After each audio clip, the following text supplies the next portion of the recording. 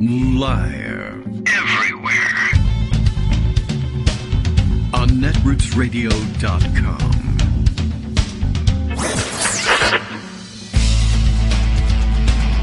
David Waldman. Kagro. In the morning. Now, here's David Waldman. Hey everybody, good morning. How you doing? It is Thursday, October 20th, 2022. Time for another Prime Minister, I guess. We are just checking on things. Everyone following this saga, the lettuce wins. In case you were wondering, I did see this thing the other day. Greg reminds me this morning. He's all charged up to talk about the situation in the UK. I think he was really charged up to talk about it yesterday. And then it all fell apart in between yesterday's plan to talk about it today and today, but that's the way it's going to go. All right. Liz Truss out as Prime Minister. She's quit, I guess. And now an update from the people at where? The Daily Star. Oh, okay. Who posted, this meme back, when? When was this thing? This was on, is there a date here somewhere I can zoom in on and find? October 14th, not that long ago. And somebody tweeting along something from the Daily Star. Unbelievable. The Daily Star have a live feed seeing whether Truss will outlive a lettuce. They've put out a portrait of the then Prime Minister, Liz Truss, next to an actual lettuce and updating things on which one lasts longer. And guess what? I mean, I guess technically the lettuce did. I don't see what kind of shape the lettuce is in because they've dressed it up with googly eyes and like a Mr. Potato Head style mouth and hands and a wig and all sorts of things to dress it up. But the lettuce has outlasted Liz Truss 44 days, I understand, as Prime Minister there in the UK.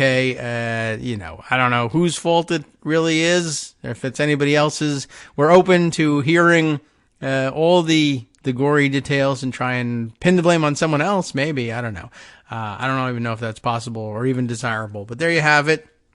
It's brought out a lot, all the UK-related humor that we could find today. Somebody else joking, see if I can scroll back and find the thing, but somebody had a good line, a one-liner about, there it is. King Charles III faces tough odds to match his mom in terms of prime ministers, but this is the kind of start you like to see. That's true. Off to a roaring good start. Actually, the last prime minister appointed by QE2 on her way out, so to speak, I suppose. So last prime minister appointed was Liz Truss. And now Charles gets his first crack at it, I guess, pretty soon. Although I don't know how long it's going to take them to figure out who should be prime minister next. I gather that these things take some time. Oh, yes, thanks to Justice, who notes for the record that Liz Truss lasted 4 Scaramucci's. That's true. I mean, they usually do last a little longer than than the Scaramucci's anyway, but press secretaries usually last even longer than that too. I almost forgot about the existence of that guy. So definitely of some interest, and everybody jumping in on the humor on this one. I don't know how you could fail to see at least some. I mean, I guess if you're Liz Truss, you fail to see the humor and things like that. All right, let's see. Plenty of other things to catch up on news-wise. But it looks like there's I'm trying to think, is there a British word that would reflect raft of stories better? And I don't know. I guess they use rafts there too. But who knows what they call it? Could be something else. If you're going to call a truck a lorry, I guess the rafts could have their own word for it too. We do lots of British pronunciations on this show. So today we'll be talking about adversaries and other things like that. I can't remember all the other words that we had that have run into pronunciation problems before, or having people saying, wondering what's wrong with us. I think, oh yes, that's right. The other day, when I was thinking about the pronunciation of patently or patently, and turns out that too is, I guess, a Britishism to say patently rather than patently here in the U.S. And I don't know where I get all these things. I mean, I spent some time there, but, 6 months. I don't think it was going to change my speech patterns that much, but who knows? And I don't know. Maybe I've been exposed to British people more than I thought was possible. I've been exposed to COVID. Pardon me, I know that. I think only the second time that my COVID-wise phone app, which is still running and still monitoring my exposures or possible exposures to COVID, so long as other people are officially reporting their own illness. So I think maybe the first one, I don't even know the date, but at one point, I guess it must have been in the run-up to the holiday season, because I think I had gone out to, shopping somewhere and agreed to go into a store or two, and then I got one of those notices that my tokens had been exchanged with somebody else's tokens because we had our Bluetooth enabled and we were in close proximity. And I didn't get the COVID from it last time. Hopefully I won't now. I'm as vaccinated as you can possibly be, I guess, having gotten my booster about 2 weeks ago. So should be in good shape. And I was trying to remember, where was I? It says on Sunday, 4 days ago this morning, it told me I was exposed. And I thought, I haven't really been anywhere. And now I remember. So Sunday, I took my college-bound son to one more fall open house. So yeah, I was around the most people you could possibly be around, touring a college campus. I had already forgotten about that. It was a very memorable experience for me, hopefully more so for him. And I guess it's good you're around people who are responsible enough to report their illness.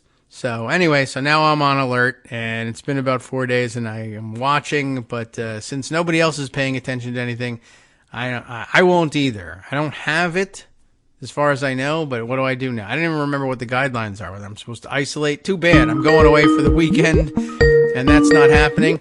But I did everything I could. I was vaccinated. I was masked, too, by the way, all Sunday. And most people, just have not been doing that of late. But we sat in an auditorium with a bunch of people and toured buildings. So I had the mask on the whole time, with the exception of the outdoor portions when I gave myself a little bit of a break from the mask. And, of course, we went into the dining hall. And that's probably where it was. The kids running around in the dining hall, and we wanted to give the food a try, so we did do that. So, fingers crossed. I've done everything I could up to and including masking when everybody else is laughing at you for masking. So, good luck to me. And if it goes south, I guess I can always move to England and become Prime Minister. All right, Greg Dworkin is here. He's got the lorry full of stories, I guess we'll say. Lorry full of lettuces. Yes, right, even though lorries aren't rafts. I really would like to know if they have any kind of special word for rafts.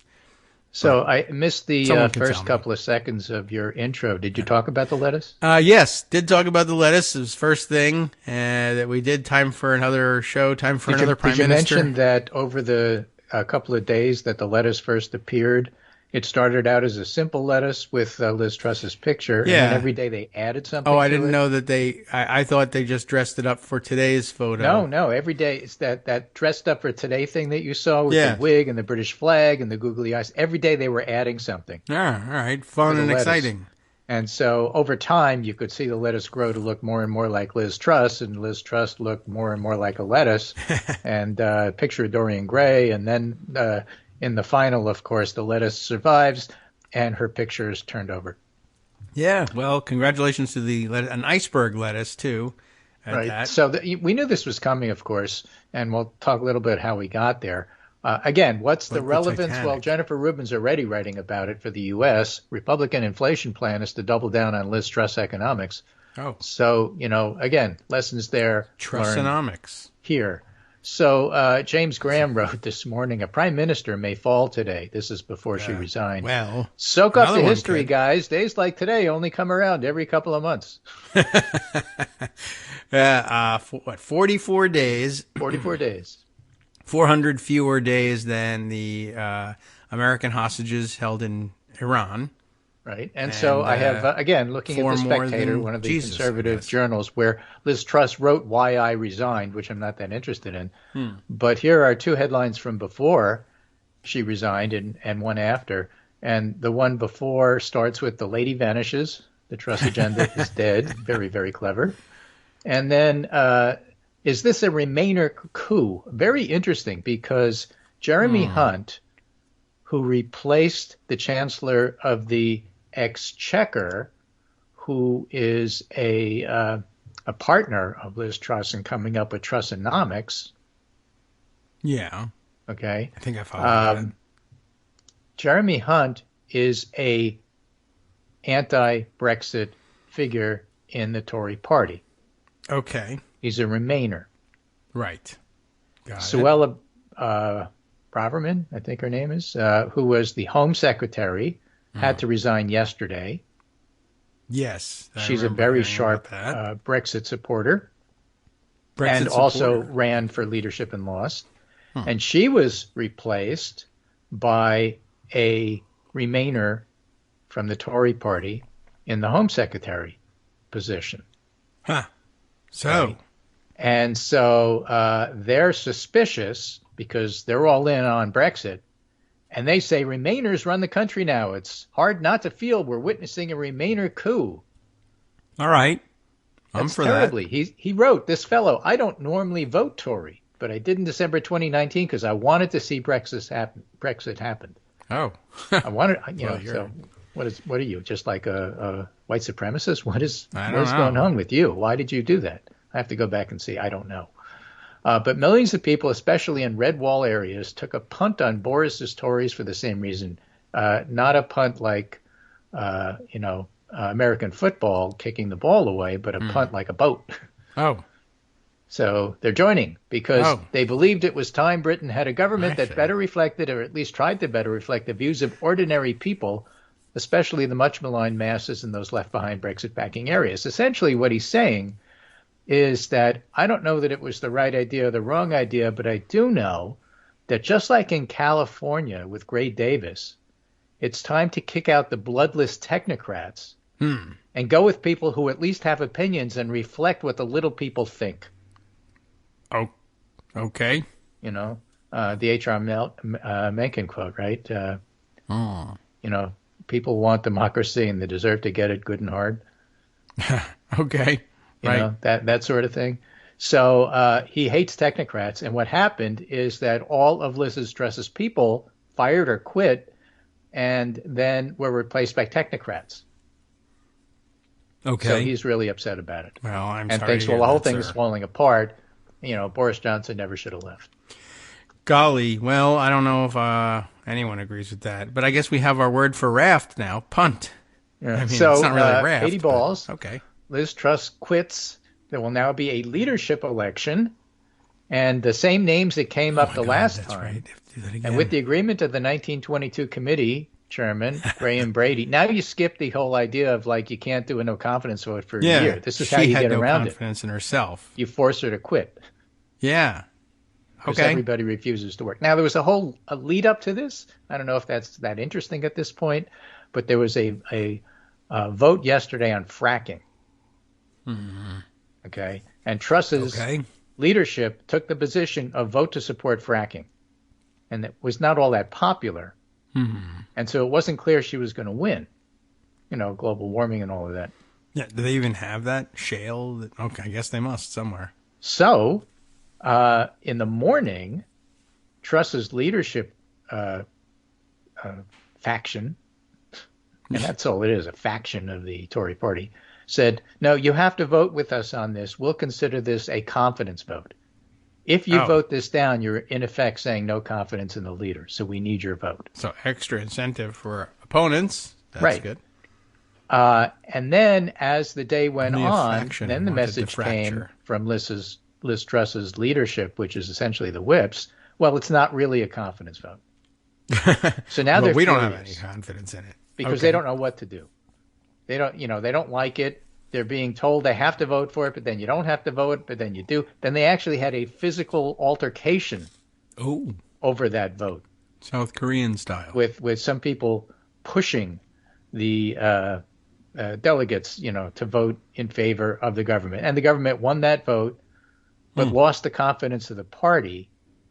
And that's what happened last night. And that's why people, as the day ended, it's just a terrible day with Suella Braverman having to quit as Home Secretary and this incredible row over this this fracking confidence, no confidence vote. Last night, everybody was predicting that she's going to have to resign. And in fact, that's what happened. She did. All right. I saw lots of interviews of members of parliament, steaming at their ears. Well, there was a great one, yes, that you're referring to, where in typical British fashion, no emotion. Yeah, right. But just looking at the camera and saying, I'm livid. I'm livid. It's really kind of funny. What's going on here? I can't tell you how livid. Absolutely. And you could see, his grinding his teeth. He really is livid. Yeah. But otherwise not saying it. And say, my party, it's an embarrassment. I can't believe it. Leadership is terrible. They've destroyed the party in just 44 days. It's terrible. I'm livid. And in fact, that's what's happened. They've, in fact, destroyed the party.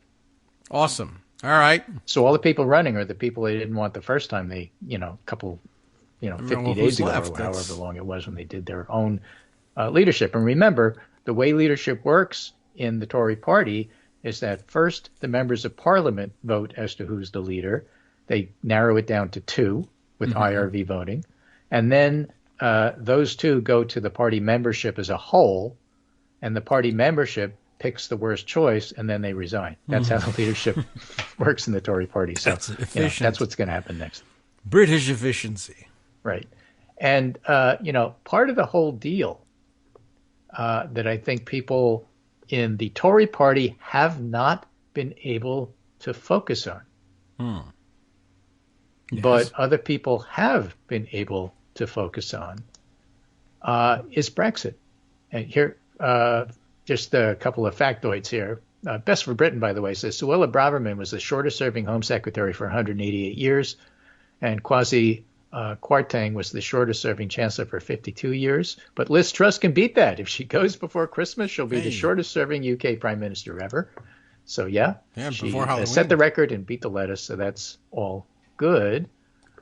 Another little factoid here. This is Charles Walker. That's a video of the Charles Walker video. He's the guy we were just talking about that has no emotion. That said that this is just an absolute disaster.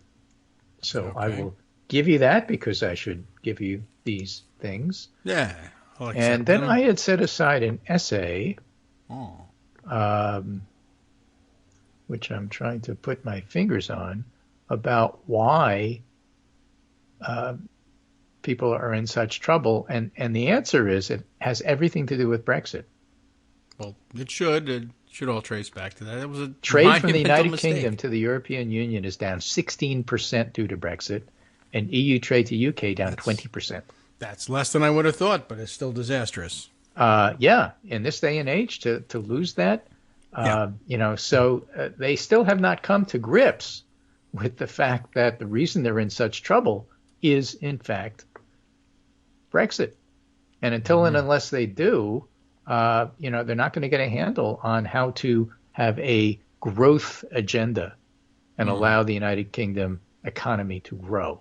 And again, the lesson behind this is that if you really don't have a plan and you're on the wrong side of things, implementing what you think is what the radicals in your party want to do, it's not going to end well.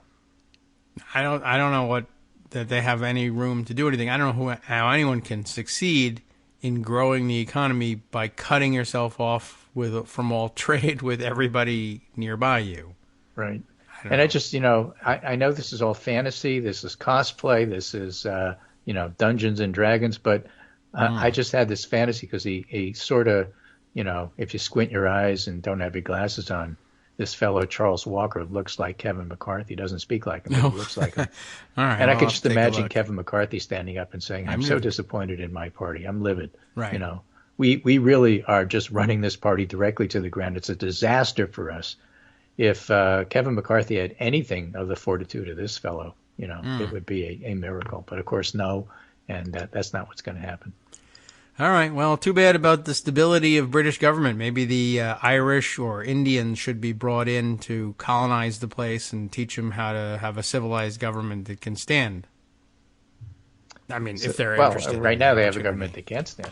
Well, nobody can stand that government. And, right. That's why they're running 33 points behind the Liberals. But they had a worldwide empire at one point based on the idea of their stability, civility, and world leadership. And, other places. Now, I guess the lessons have been imparted. So if they would like a lesson in modern parliamentary democracy, I'm sure there are a couple of former colonies that could teach them a thing or two. Not us. We didn't learn much, but okay. Yeah, but there's always Canada. Yeah, right. Canadians, Indians, Irish. I'm sure everyone would be willing to lend a hand in exchange for territory. We have American politics going on now. It's been a rough week for Democrats. The prediction markets are predicting that Republicans will win the House and, maybe the Senate too. It's unclear. Today's CBS Battleground poll shows a tie in Nevada, which is where it's been. And so we really don't know. And there's very many mixed messages depending upon where you look. The thing that we do have, and we're starting to get data on, and, it's always fun trying to look at the tea leaves. And the short answer, if you don't want to do that, is we still don't know anything. But Georgia's voting. And today we're kicking off the 4th day of early voting in Georgia, Matt Brown notes. 500,000 people nearly. 434,567 people and counting have voted. Well, there'll be another 100,000 today. Way outpacing 2018 turnout. Okay. And 2018... which was an interesting election in Georgia. Right, okay. That was the Stacey Abrams, Brian Kemp marquee governor's race. Okay, yes, right. Right, which you may recall actually was quite close. And Kemp barely won that one. It was 50.2 versus 48.8 for Abrams. But there were a couple of other interesting races that year as well. In Georgia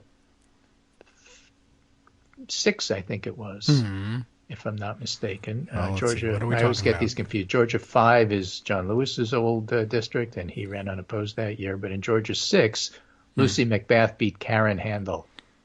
Yes, okay. I remember reading about that yesterday. So that is the 6th, right? Okay. She wasn't in Planned Parenthood. She was anti-Planned Parenthood. Right. No plans whatsoever. I think she came from Susan B. Komen. Oh? I can't remember, but, search Race for the Cure, that sort of thing. Yeah, but I got to go back. My memory gets hazy. Okay. Anyway, she lost to Lucy McBath, 50.5 to 49.5, and so flipped Georgia 6 to Democrat. And the reason that I'm highlighting those things is those were two very, very close elections. So if you're going to compare 2018 to 2022, they were basically 50-50 elections in the most contested ones. And we have a 50-50 election in the most contested one, which is the Senate. So is there anything from 2018 to 2022 comparison that we can learn? And the answer is yes and no. Yes, we can learn who's voting, and no, we don't know who they voted for. The other thing is that Georgia doesn't have although they have all sorts of demographics, they don't have party. So we don't know how many are Democrats and we don't know how many Republicans. We do know I see what you mean. Yeah. That you could use the percentage of black voters as a surrogate.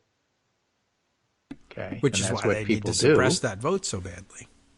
So we know that compared to 2018, so far, black turnout in 2022 is 30.9% for yesterday, for example, and in 2018 it was 26%. In 2020 it was 28.3%. So black vote is up compared to the last couple of elections, whether you want to compare it to 2018 or 2022, but we're doing 2018 comparison. That should be good for Democrats. On the other hand, the 65-plus group, everybody under 65 is voting for Warnock. 65 and over is a Herschel Walker group. Really? That's, by percentage.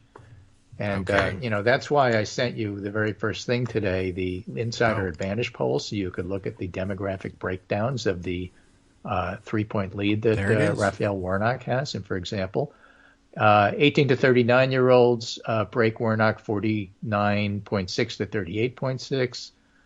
40 to 64s, 46.8 for Warnock, 43 for Walker.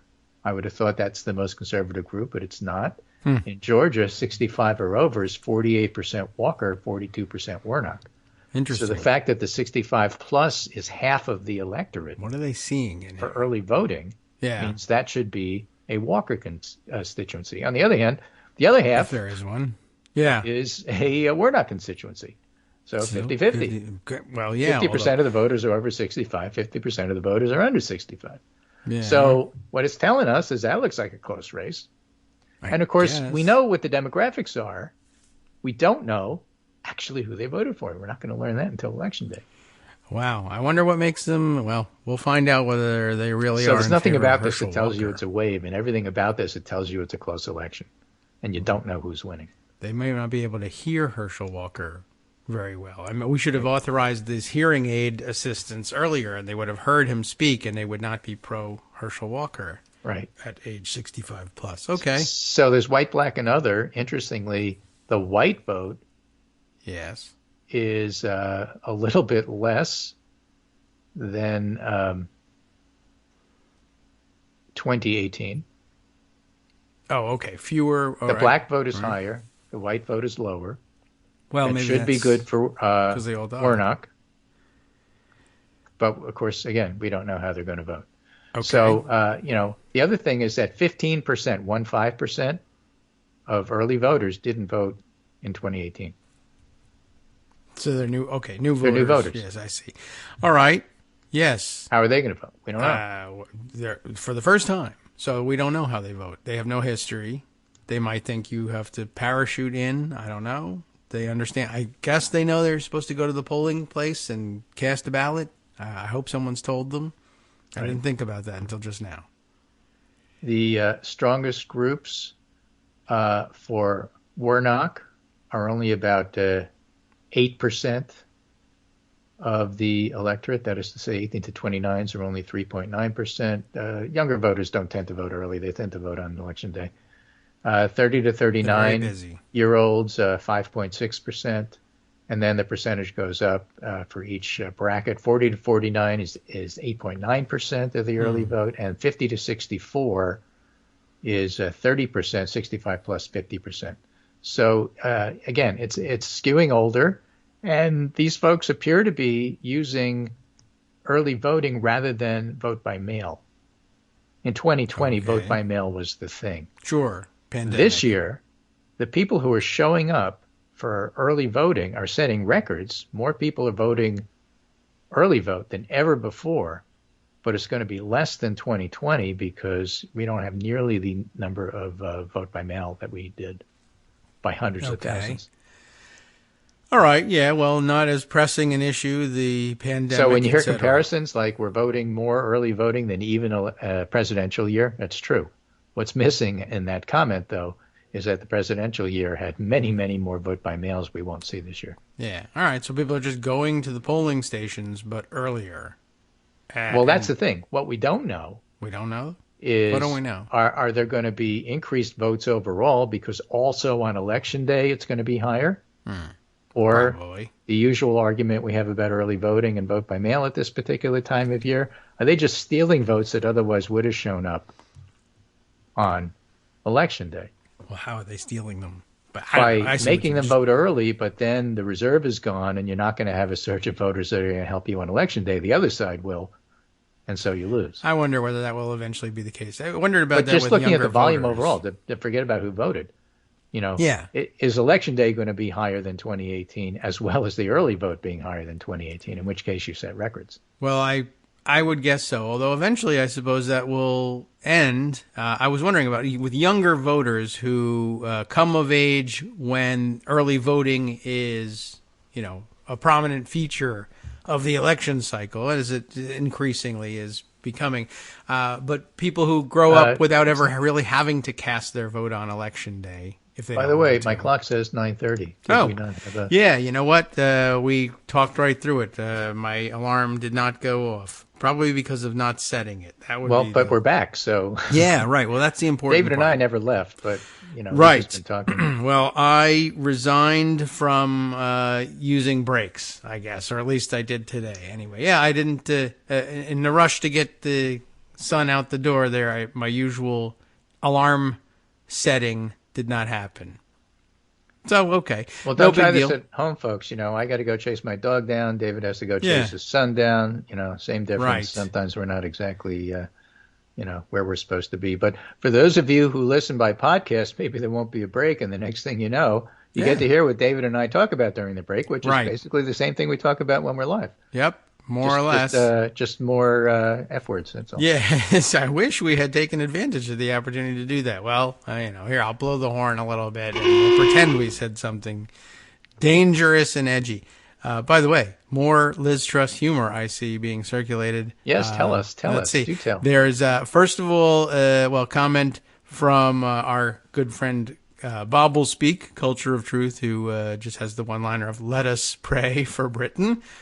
And then on top of that, the more newsy take, somebody has got, as they say, your thoughts and prayers to the authors of this book, due out December 8th, a bio and profile of Liz Truss, entitled, at least tentatively, "Out of the Blue, the inside story of Liz Truss and her astonishing rise to power." So, condolences to Harry Cole and James Heale, Heale. I don't know if he pronounces that in any odd way, but their book is a collector's item. Into the blue, out of the blue, back into the blue. I don't know what happens now, but imagine working on that piece, well, for all of 40 days or so, and then having it be irrelevant by the time of publication. Sorry to see it, but well, you know, these things happen. Sure, stiff upper lip and all that.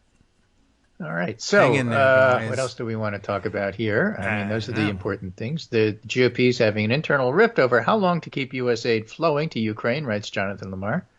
And it's erupting weeks before the midterms that could hand the party some control of Congress. The White House is warily watching and mulling one last big aid deal before January. Sounds like the lame duck's going to have a lot to do. Yeah. We'll see whether they actually do it. Right. In Trump's legal issues news, Trump signed legal documents that he knew included false voter fraud numbers. Yes, that's right. This is from the judge. This isn't from a book. This isn't from a recent interview. This is from the January 6th committee. Yeah. Former President Donald Trump and his political allies understood that their allegations of widespread voter fraud in Georgia were baseless, but continue to push the unfounded claim in court and public, according to recent federal court filings. The revelations come in an 18-page opinion Wednesday over Trump ally and conservative lawyer John Eastman's resistance to a subpoena for emails for House committee. That's where I think we briefly covered yesterday, 4 of his emails will need to be turned over to the J6 committee because basically there's a I forget what it is, crime exception? What do you call it? Crime fraud exception. He was claiming attorney-client privilege on these documents, and essentially the judge found, yes, ordinarily this would be privileged material, but you forfeit the privilege because it is actually evidence of your collusion in a crime. Right. So sorry, no privilege for that.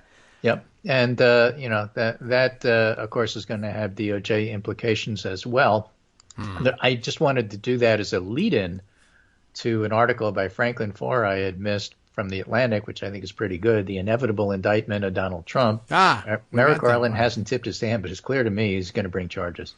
Yes, I used that, I think, for one of the recent pre-recorded shows, possibly. It was just a very long read, but a very helpful and insightful one. And so I guess it probably was like maybe, I don't know, when was the last time I knocked off for the day? Got another one coming up here soon. But, we did read that about a week ago. This was on October 11th, but, I think it's, again, we don't have to read the whole thing again, but it's... Let's hear your take on it. Well, just he's right. Okay. This is just a question of maneuvering and timing. You don't want to do it before an election, but Trump's going to be indicted for the Mar-a-Lago stuff because it's the simplest, easiest, and most straightforward. The rest is more complicated, and he may be indicted on that too. But first you got to get the win on the Proud Boys and Oath Keepers with seditious conspiracy. And that trial, and you haven't done that yet. That trial's still going on. Right. So, okay. We gotta. Well, we're still waiting on. These trials are taking quite a while, by the way. And there's a lot of evidence being produced, and good thing too, because these are rare trials. Seditious conspiracy, not frequently charged, kind of a dangerous territory just to enter into. We don't have a good track record historically in this country of. When we charge people with sedition, it feels weird and counterintuitive and counter-constitutional, even just in terms of people's freedom of expression, etc. But of course, if you're engaging in armed conflict, you've crossed the line. But that doesn't happen very often, and there wasn't the whole Civil War that would just prove that it really was sedition and insurrection. So the proof makes a difference, and they're doing a tremendous job laying out the volume of evidence that they have against these people, and they left a long paper trail, and now the question is, can you commit sedition mostly on paper if you decide to leave your guns temporarily in your hotel room? And that's the only question we've got. But really, that's a question? I mean, I guess so, essentially, because otherwise it's pretty clear. Yeah, the conspiracy part is there. Mm-hmm. And the sedition part is what you told everybody you were trying to do. Right. So I don't follow the logic. Well, I mean, it's not essential that the guns leave a hotel room or anything, but I mean, it's part of the pile of evidence. Like, goes to intent. Why did you bring guns with you at all? Yeah, exactly. Okay. But but I left them there, so it doesn't necessarily show I was willing to overthrow the government by force.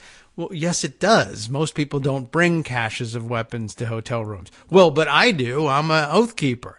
Well, okay, but that doesn't mean anything. Just because you're crazy about your guns doesn't mean you can't engage in sedition. The other argument there is, means you do. Can you commit seditious conspiracy with a flagpole? Well, that's a good question too, and you can. And the answer is, I was using the flagpole to beat down the cops so I could get into the Capitol, so I could get Nancy Pelosi, so I could hang her. And there was actually a noose set up outside that everybody has forgotten about, and we still don't know. Now, normally no one would ever believe that or make those connections, but here we have to read into the record. Here's my email saying exactly that. Well, now you have something. So something. in that case, the flagpole was the instrument by which you got to Nancy Pelosi. So, yeah, you can commit seditious conspiracy with a flagpole. I am not a lawyer, but I'm telling you, that's something a jury could think about and say, yeah, I get it. Right. It just takes 2 weeks to read all those emails into the record and to do them in order. So in that regard, you're talking about the courts and how the courts are, in fact, because everything is under oath and we have rule of law and all that sort of stuff, an ideal, I think, still worth holding up even when it fails in the breach, like the breach of the Capitol.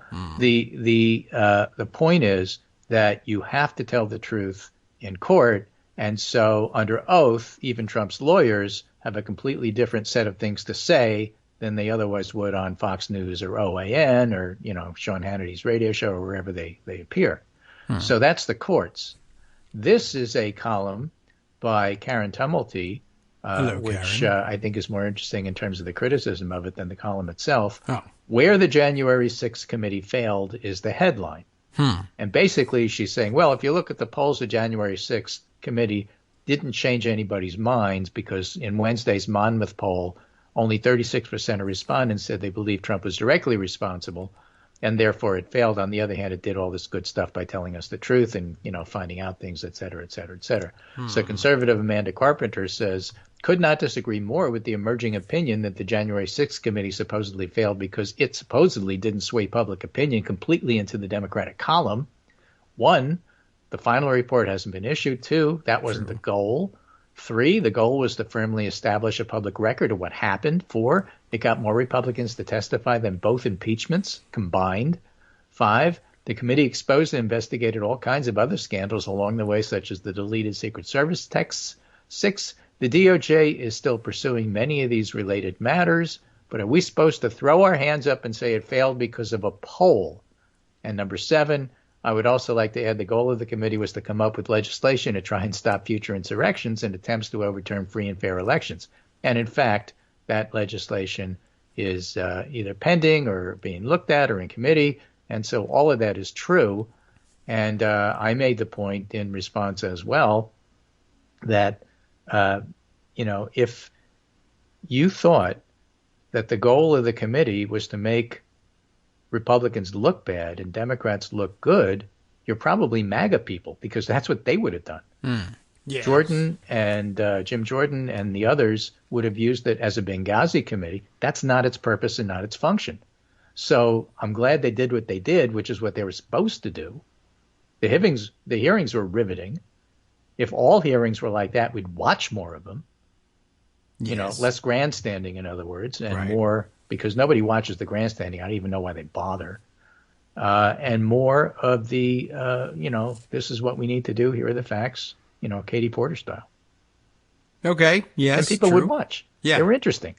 Not everybody would watch, job. but, more than do now. Yeah, probably. I think they did. There was a great success in terms of presenting evidence in persuadable form. So I don't know. They made great advances. It's like arguing that the impeachments were botched because Trump wasn't impeached. Like yes. Republican MAGA people do senators are not going to vote to convict. They're like the people who were arguing that Boris Johnson shouldn't step down because if he does, we'll get people like Liz Truss. In that sense, they were right in that sense. Yeah. And so you sort of understand why they did what they did. Just that they're a lot more honest about it in the UK, I guess. Yeah. I'd rather say that the impeachment was botched because there were senators who didn't listen and didn't care what was going on and were never going to be convinced. Well, that's the thing. It was botched because the Republican side of the aisle was botched. They botched it. Yeah, we presented the case. There just was no case. impartial it was a jury. very compelling case. Well, you only did this one thing. Well, it didn't matter. That's dumb. Although Had we done it differently? No, that's dumb. It wouldn't have mattered that's if Perry true. Mason that's were true. there giving it. It Though wouldn't you have might mattered have... if Clarence Darrow was giving it. It wouldn't have made any difference. The Republicans are going to vote the way Republicans are going to vote, period. That's definitely true. You might have hoped for witnesses or evidence being entered into the record, and that's still controversial even among Democrats. But yeah, not that it would have changed any Republican votes. It just might have perhaps put some other issues before the public, et cetera, but then we'd all be sitting here stewing over the fact that nothing happened because Republicans were never going to vote to impeach. Right. You want Charles Lawton up there doing witness for the prosecution, twirling his monocle and getting in somebody's eyes so they get uncomfortable. But no, I mean, the fact of the matter is that both things went the way they needed. In the end, I don't like yelling at voters because that doesn't win you elections. But voters are responsible for putting Republicans in these positions, and Republicans in these positions are responsible for their own actions. So if there was any botching, it was the fact that there were too many Charles Grassleys. Yeah, you botchers.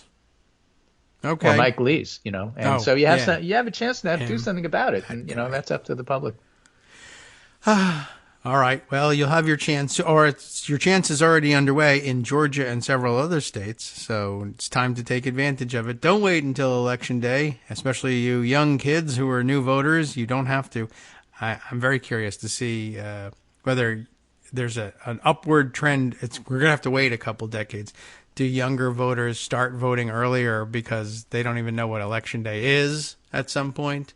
Or do they do it at the last minute because that's the way they do everything? It's the way they did their homework when they were growing up, and that's the way they're going to do their elections too. I don't know. Right. Speaking of elections, I have to give you this one just simply because, we love people in Virginia. Several, yes. Several, yes. So Glenn Youngkin is in Arizona. Good. He's campaigning with Carrie Lake because he's moderate. Yeah, they're doing a good job making an issue of that here in Virginia. The blue Virginia folks. He's wearing a red vest. Of course, that's all he's got. Okay. And he gets up on the stage. It's a rather small rally, but he gets up on the stage. Yeah. And he says, Carrie, you are awesome. Okay. And Vaughn Hilliard reports this. So a woman yells from the back of the crowd, Youngkin Lake in 24, and all of a sudden the crowd gets quiet. That was Mrs. Youngkin. Youngkin turns and points to Lake and says, that's your call. She doesn't answer. That's funny in a number of ways. So I have to send you that one. I thought you might have said Lake Youngkin, governor, but the moderate, yeah, in the red vest. That's funny. I think, by the way, between the two of them, should Kari Lake win the governorship, if people are putting together tickets of Republican governors, I mean, Youngkin is the governor now, so of course, and he's Youngkin, so he says, or responds to Youngkin Lake in 24. But I think if she wins, no, it's Lake Youngkin. Yeah, I mean, not even close. That's like, Pence Trump in 2024. What are you talking about? Yeah, right. It's kind of funny. Gabbard Trump in 2024. What? I wonder if I'm curious about who yelled at him. I don't know if he's clever enough to plant that. Probably. She's just causing trouble everywhere. She's causing trouble, That's funny. Now that I would give points to her. Sarah Palin's at the back of the room doing that. Yeah. Well, all right. That's not going to fly. There's Liz Truss is free. I don't know if we can get her citizenship fast enough, but all right. Yeah. Kari Lake not taking a back seat to anybody, I don't think. Ever. Right. And not how she rolls. What's his name? Like Youngkin has term limited to one term, so whatever he can get as an escape hatch, he'll be a vice presidential candidate if that's the only way out. And right now, the presidential path I think is just closed. There's just no interest in Youngkin for president. There never really was going to be. Just too boring a guy, but not in this environment. Right. Okay. Funny. Nice try, Mrs. Youngkin. It's just not going to work. Yeah, it's pretty good there. And, we're just about at the end of some of the stuff I have. All right. Oh, it looks like CNN had an exclusive. Trump is considering allowing federal investigators to search Mar-a-Lago. Oh, that's a nice thought. Yeah. Give me a couple of more weeks to get everything out over to Bedminster, and then you can go ahead and search Mar-a-Lago. Right. He's got to bury a couple more members of his family first. Yeah. But you're not allowed to check my golf courses. Oh, yeah, because that's where the real... Because that's where the real bodies are buried. That's true. And, right, now that gives... Now I understand the old expression. He knows where all the bodies are buried. Well, you know, I mean, so do I. They've got gravestones. Yes, but you don't know what's buried with them. Now you got me. I get it now. By the way, more Liz Truss news. Let's see. She's running again? Yes. Somebody's tweet here has just another simple one-liner. Liz Truss gone. Lettuce romaine. Get it? It wasn't a romaine lettuce. It was an iceberg lettuce, but they're romainers, I guess. People who oppose her. And then on a more serious note, Steve Clemens passing on what he terms the astute observation of Brian Klaas, who says, I know this sounds strange, but this is really a positive sign for British democracy. Polarization is so toxic in the U.S. that Trump could never dip below around 35%, I assume approval or popularity, 35%, no matter what he did. The fact that Truss can plummet to 16% is far less egregious incompetence is a healthy sign. I think that's really looking for a silver lining there, but it's an interesting observation too, that when you screw up the country and the country's future that badly, that quickly, the British people actually acknowledge that that's the case, and you lose support even in your own party, whereas here in the United States, not necessarily the case. They'll even try to re-elect our friend Doug J. Balloon, New York Times Pitchbot, writes, Liz Truss has learned her lesson by Susan Collins. That's a good one, too. It's actually pretty funny. Yeah. All right. UK entertaining us this morning, and whatever. They've got a dry sense of humor and a stiff upper lip about it, I guess. I don't know. Right. The head lettuce with a wig on it lasted longer than British Prime Minister Liz Truss. The lettuce will make a speech to the nation at 1800. At least it'll be short. Lettuce doesn't usually have much to say. All right. Very good. Anything else you need to squeeze in there before if you got pregnant the day Liz Truss took office, you'd already be ineligible for an abortion in a lot of red states. That's true. That's a good mix. Wow. Okay. That's yikes. That's not funny. What are you talking about? That's crazy. Yeah, that's sad. All right. The actual. There's something else. 7 weeks. So the UK has a number of deaths the Queen, the pound, the the UK economy, the Conservative Party, and not necessarily in that order in terms of what Liz Truss is responsible for. Okay. High number of excess deaths. However you pronounce debacle. Debacle. I don't know. That's debonairly. I don't think they have a different pronunciation of that, but the ramifications, the ripples are still taking effect right now. Or ripples, as they like to call them. I'm lying about most of these. What I can't find, and I keep looking. Yes. For you sound like there's something is in your mind. what the Scots are saying about it. Oh, because they're just clever. Well, no one can understand it, but it First sounds from great. James Felton. Liz Truss has become the shortest-serving prime minister in history, beating previous record holder George Canning, who died of tuberculosis 119 days into the job. Well, we don't necessarily need that, but yeah, normally the prime ministers who had shorter terms like that, because they died. Right. No one's and ever now lost the New York Times is on it. All right. As support for Prime Minister Liz Truss withered, says the New York Times, a British newspaper asked who would wilt first, her or a head of lettuce. In the end, lettuce emerged victorious. So the fact that it's now covered in the New York Times, the paper of record, makes it official. The lettuce is going to be the new prime minister. Or the cat, because don't forget, the cat actually lives at number 10. Right. Well, everybody else is just a transient. Cat has a better claim to legitimacy than the lettuce, I suppose. Right. But, so you know what's going to happen? No. Either Boris Johnson or Bibi Netanyahu is going to stand in as the next prime minister. That's true. How about Harold Ford? Why not? I don't know. If you really want to Harold call back on that one. Any Harold you have, I suppose. Harold Ford on a helicopter. Remember Harold Stassen? He used to run like every election since like 1920. Oh, well, all right then. That explains it. Who else is like that? Well, Lyndon LaRouche is dead. Not that it has ever stopped him before. I don't know who else stands in for this. The pressure is going to just keep rising to have a general election now. I mean, it's just inevitable. I just can't see how this can possibly last until January 2025, whatever the rules are. Yeah, I have no idea how long it can last. Now Reuters is on it. Our lettuce outlasted Liz Truss. Everyone loves our lettuce. Says a British newspaper. Yeah, right. Give credit there. And it's what was it? The Daily Star? And yes. It's a crazy tabloid thing, isn't it? I mean, yes. But I mean, you wouldn't expect less from them, I suppose. And if you open the paper, is this one of those kind of tabloid papers? They have a naked lettuce on like page 6 or whatever. That's what they used to have in these British tabloids, like for a year. I don't know if they still have it or not, but that was like a big deal when I spent my 6 months there. I was pretty surprised. Well, the Daily Star by that. has a tweet right now with one MP declaring the lettuce may as well run the country earlier this week. Could it be the next prime minister of the UK? I guess that's where they got the lettuce idea from. I guess maybe I was wondering. Well, it was pretty clever. I mean, it was to be seen. Yes, it captured a lot of attention. May as well made me think of mayonnaise actually, but now I'm getting hungry talking about all this lettuce and the various salad dressings, etc.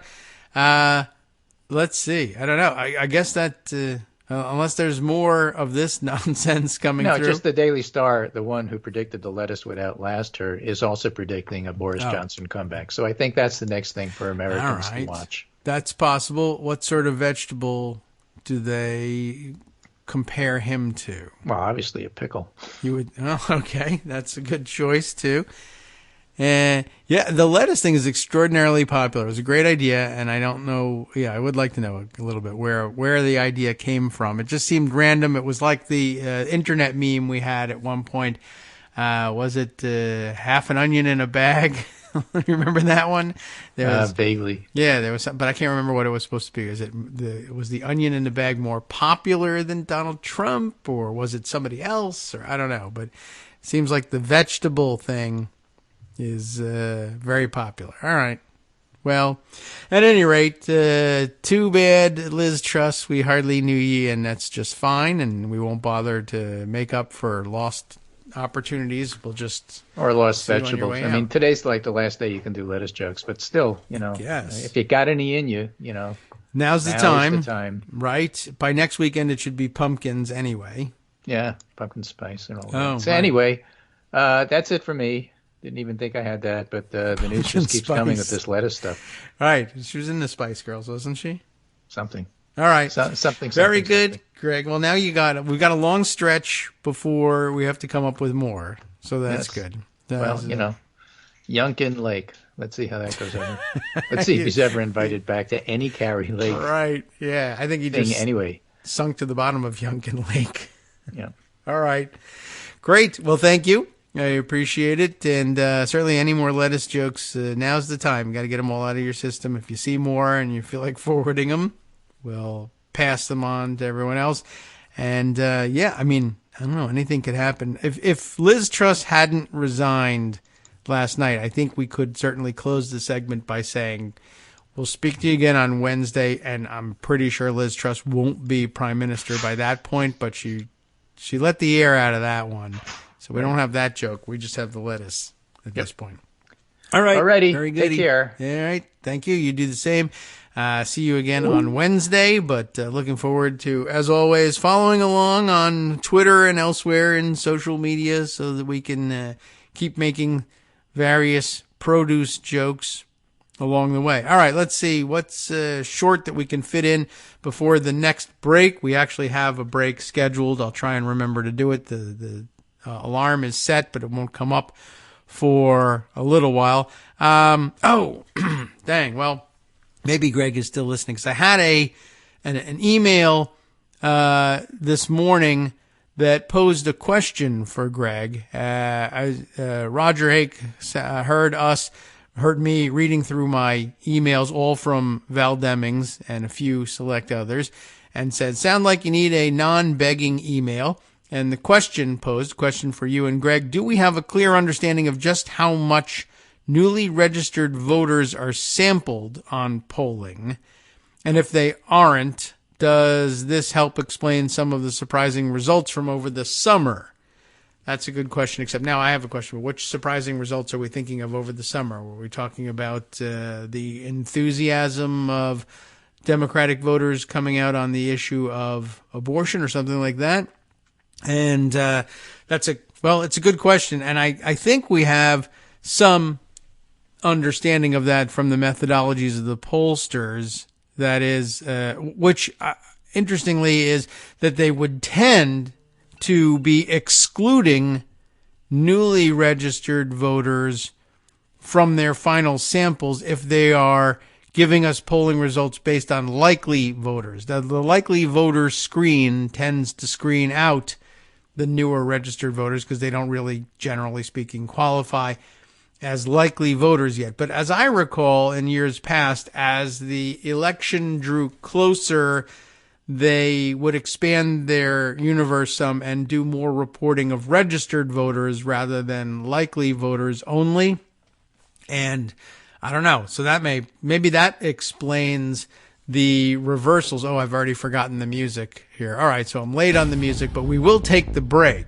I'm screwing everything up here today, but it's because I can't wait to talk more about this answer here. Okay, anyway, I think that might explain why it looked like the enthusiasm disappeared, because they switched voter universes.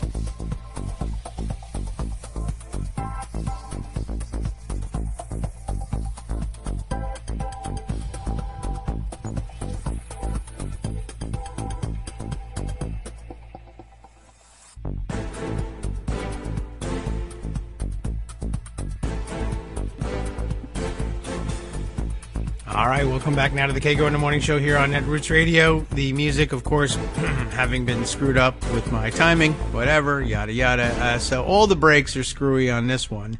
I have to leave a note for myself as I save this thing. So as I exited, I realized, hey, wait a minute. No, it's the exact opposite probably of what I was just shooting my mouth off about off the top of my head.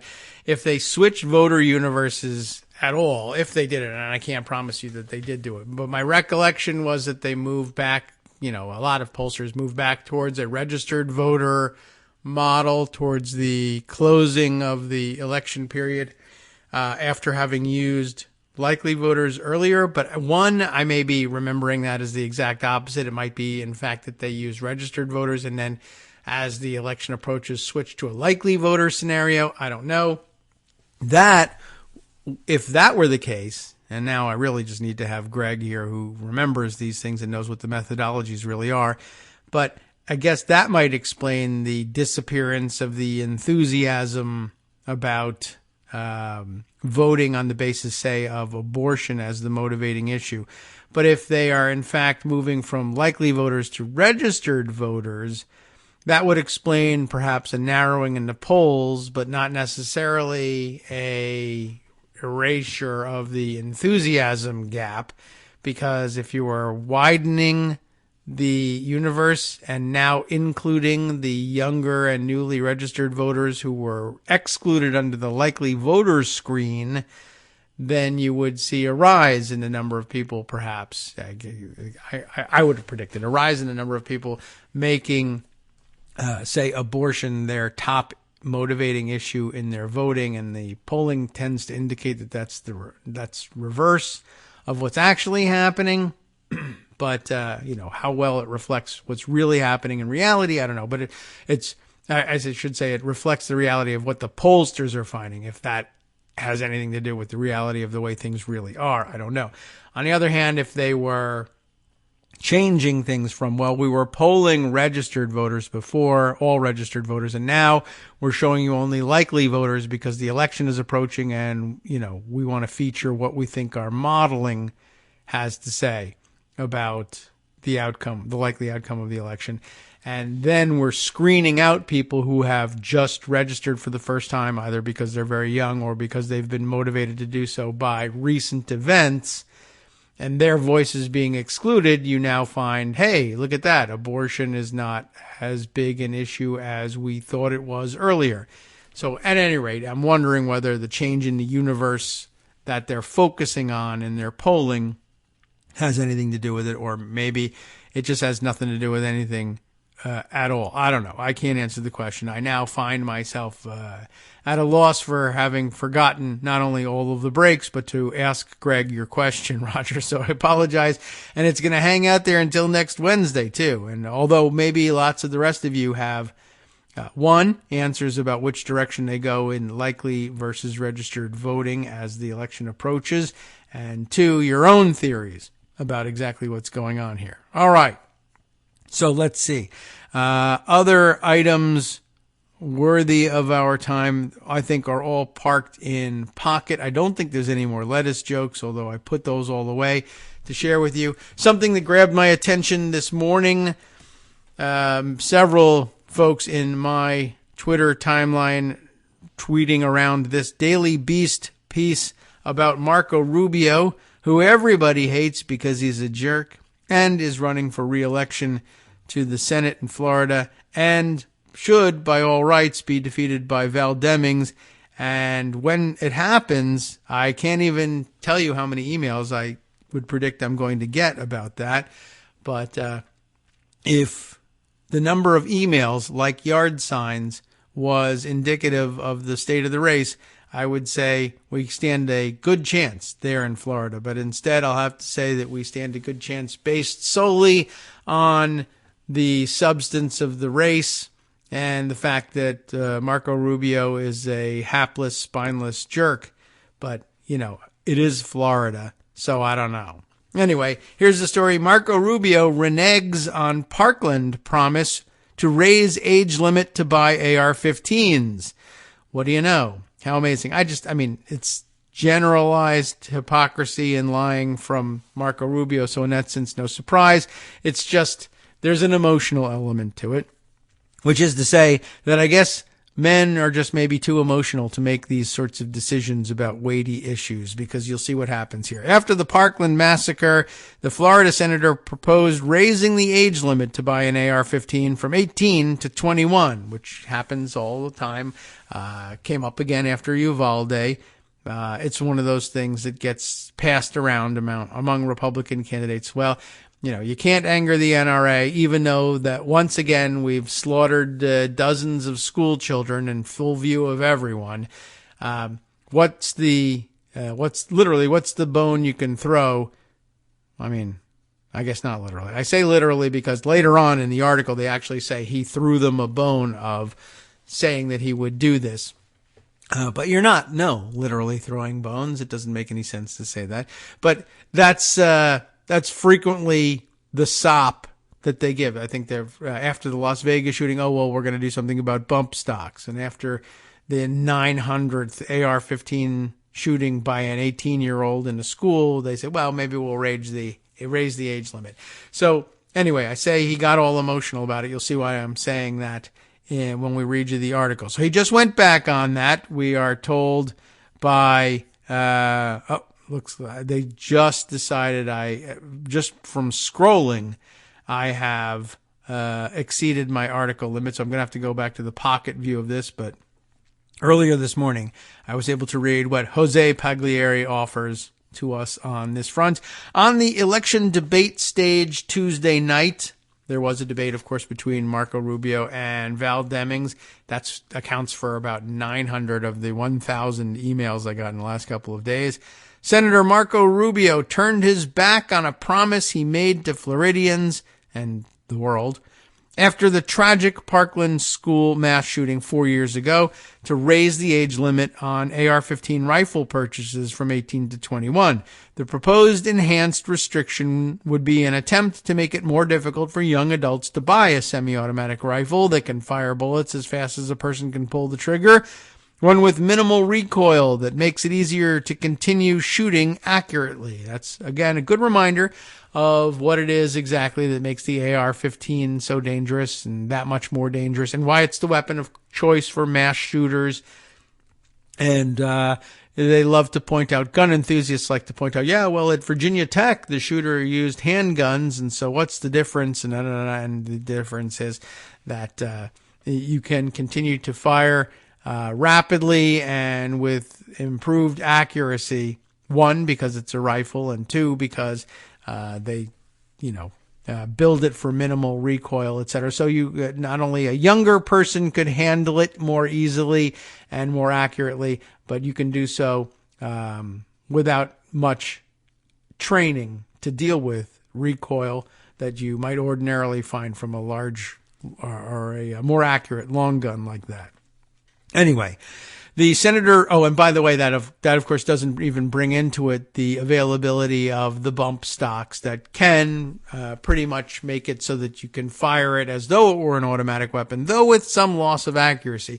Though once again, firing inside a crowded classroom or into a music festival from a hotel room, for instance, it wouldn't matter that much what your accuracy is like. You're not acting as a sniper. You're just spraying an area with bullets as fast as you can. And because it's so densely packed and crowded, you're likely to hit your targets because your target is everyone anyway. So, at any rate, this person at Parkland, they didn't have a bump stock. You didn't need it. And as fast as you can pull the trigger, well, you can see about how quick that would go. The senator revealed his change of heart Tuesday when answering a question from the moderator, who asked if Rubio still sticks by the pledge he made in the days after the Valentine's Day school rampage. Although Rubio first dodged the question because he's so brave, WPBF 25 News anchor Todd McDermott pressed on. What you said in 2018 is not what you believe is a solution today. Denying the right to buy it isn't going to keep them from doing it, Rubio responded. And everybody kind of knows that that's the case. But, couldn't you put one obstacle in their way? It is kind of interesting, despite the fact that these people have obviously made up their mind to break the law. And, they have done that. It is interesting how many times we've seen people who have, like we said, have resolved to just go ahead and break the law. They're not really concerned about the fact that mass shootings are against the law, right? So why would they be upset about the purchase of a gun being against the law? I don't know, but several times these shooters have waited until their 18th birthday to do it. Does it make any difference to the people who are shot whether they have waited until their 18th birthday or their 21st? Not really, if, once again, when 21 rolls around, they're still resolved to do this thing. But I guess there's at least some chance that somewhere between age 18 and 21, they come into a new understanding of their situation in life and instead conclude that it would be unwise to perpetrate that mass shooting. Or, especially since so many of them are connected to public schools and high schools in particular, maybe that gives them the distance from being a student that it takes to, I don't know what, de-escalate their conflicted feelings about having attended school there. Something, anything. And at the very least, it gives pause. And that might be all that's necessary. And really, while it's true that denying the right isn't necessarily going to keep them from doing it, if it delays them, if it stands in the way at all, or if it just gives you an extra charge to hit them with at trial, if it's not going to make a difference, I understand why you might say, well, it's not particularly effective. But then if it doesn't make a difference, why not just go ahead and do it? Like, I guess they say, well, why are we denying law-abiding 18-year-olds the right to have this weapon? And I guess the question is, who cares?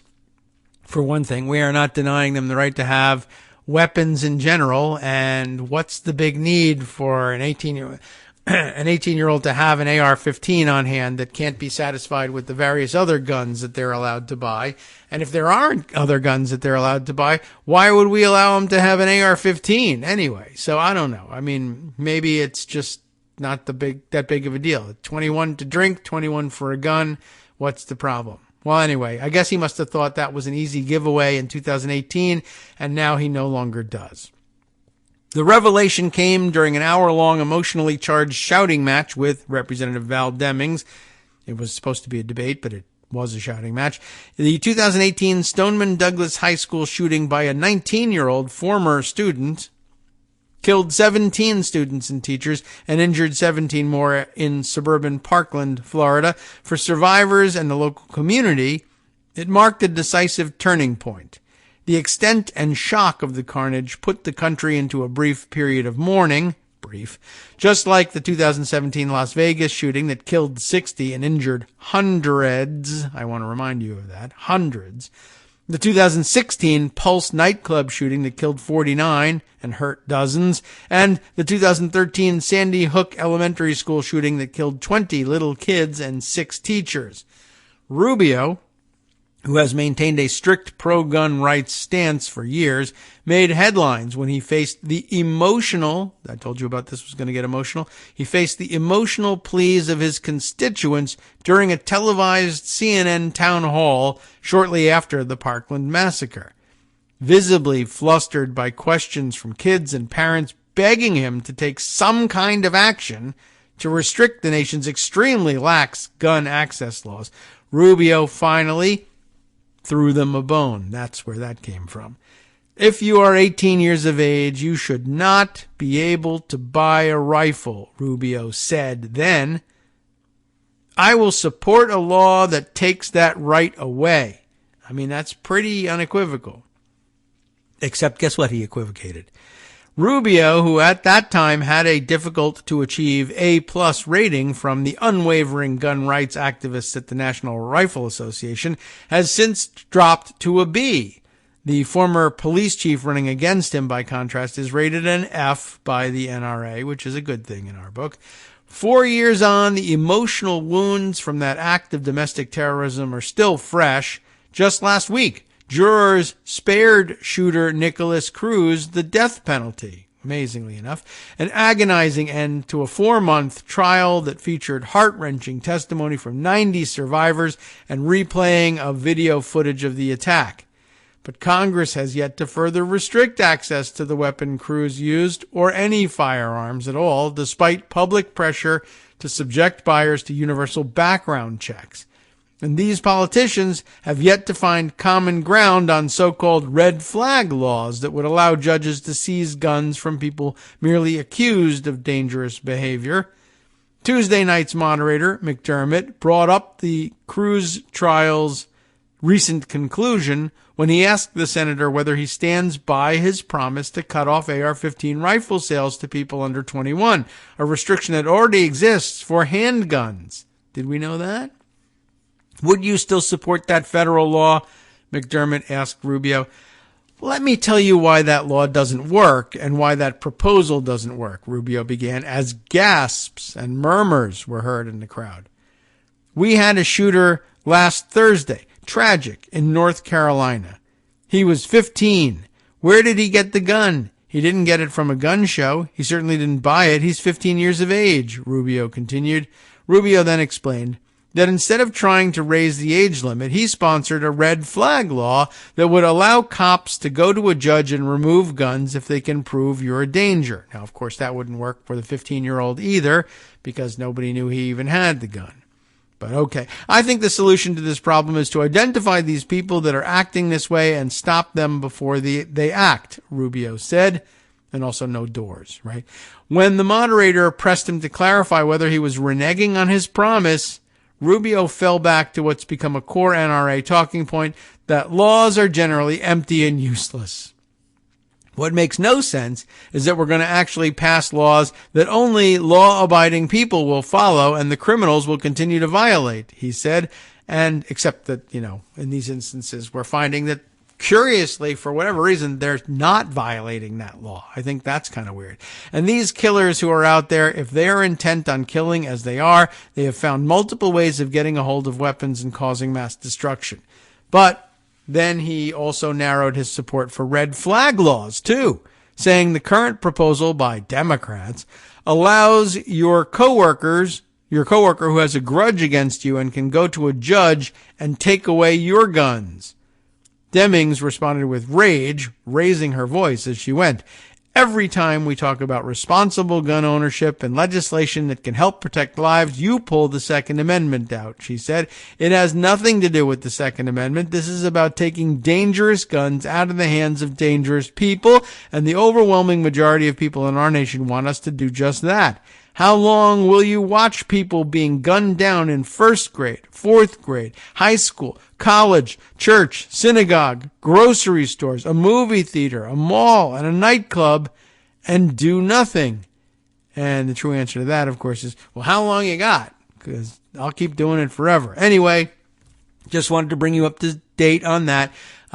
That's pretty egregious in my book. Not that it'll affect things necessarily in Florida, but just another example. Marco Rubio, pretty, valueless and spineless, and put on the spot by emotional constituents. He gets all mushy and emotional, like men do, and says he'll actually support legislation that they're asking for. And then when he gets out from under their thumb, he says, oh, right, that was all BS. I'm not actually doing that. Oh, right, F that. Never mind. I never meant it to begin with. So that's kind of interesting, don't you think? Maybe it would convince you not to vote for Marco Rubio. I think about 100% of the audience agrees with us on that. So success. We've made it on that.